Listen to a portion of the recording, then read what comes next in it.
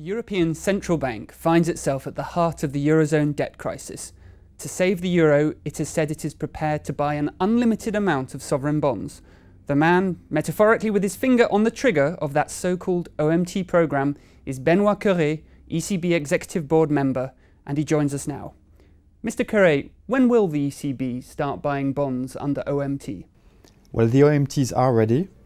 We've done a lot of work on it. It is ready. We're only waiting now for countries to agree with the Eurogroup and also with the IMF for conditionality to be in place, and then the OMT can start.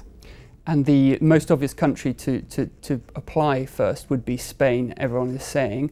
The Spanish government has repeatedly made noises about how it would like to have some guidance, some more information, some more details on what exactly you're going to do and how you're going to do it. Are you going to tell them what level of bond yield is too high? Well, first let me be clear on the fact that the OMTs are not here to lower the borrowing cost of countries. They are not here to subsidize the borrowing cost of countries. They are here to improve monetary policy transmission in countries and also to eliminate redenomination risk of a perceived euro breakup. We've been very clear on the modalities of the OMTs, and they are ready. We're not going to provide any more details now. Okay, so the programme is ready to go as it stands.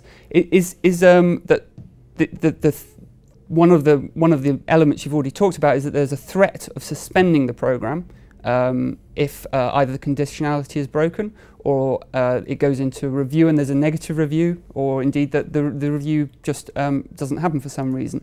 Now, lots of people are saying that if you do suddenly stop buying bonds once you've started, that could cause an enormous problem. The markets would go crazy and suddenly things would almost be worse than they were at the beginning. Is that not something that would in effect make you just not carry out that threat? Well, it's not really a threat. I mean, we're not threatening countries. It's just a condition for the OMTs to be effective. For them to be effective, we believe very strongly that conditionality has to be in place and countries' commitments have to be met. And so if we have evidence that countries' commitments are not met, for instance, if we have a negative review coming from either the EU or from the IMF, then we'll suspend our operations because the conditions will no longer be in place. And that's absolutely clear that will happen, no question about it, and that they will then just have to live with the likely rise in their borrowing costs as a country. Yeah, that will absolutely happen because it's a condition of the credibility and the efficiency of the program. Now, of course, I don't expect it to happen. I think it's in the best interest of countries, and also it's in the best interest of the Eurozone as a whole, of the Eurogroup, for countries to meet their commitments and to stay on their reform path. Mm-hmm. Now, you've said obviously that one of the reasons for the programme is to fix the broken monetary transmission mechanism by which the interest rates set in Frankfurt have a real effect on say a company somewhere in Spain or Italy or anywhere in the Eurozone.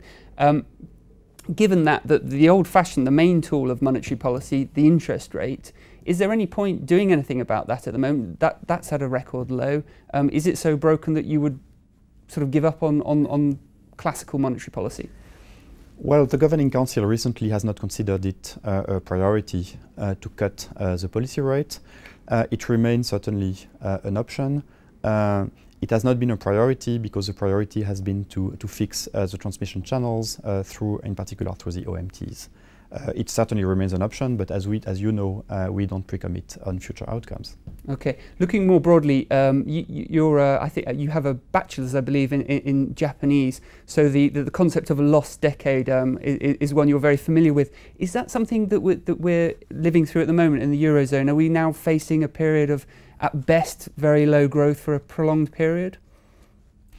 Well, you know, there is this famous say by Karl Marx, I guess, who said that those who don't know history are condemned to live it twice. So we know from Japan what errors can be avoided.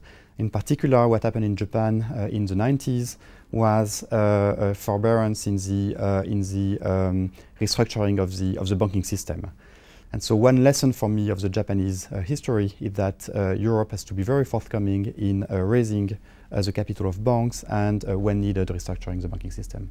Okay, a final question, which slightly changes the subject, but of course you're one of the 6 members of the executive board. There are meant to be 6. There's currently only 5. The man proposes the 6, having difficulty being confirmed by the European Parliament. More broadly, though, central banks are full of men. What's the problem, and how do you get more women involved?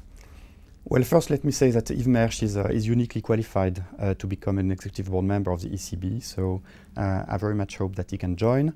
Now, that said, the European Parliament has a point. Out of the 23 members of the Governing Council, all 23 are males.